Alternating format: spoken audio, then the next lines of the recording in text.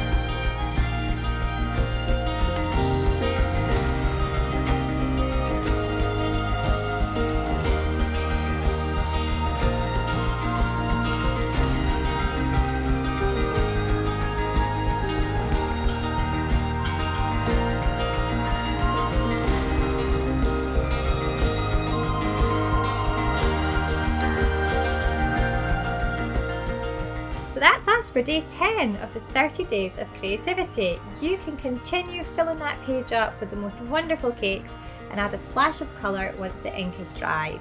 Join me tomorrow for day 11 when we'll be adding some nice patterns to love hearts. I'll see you then.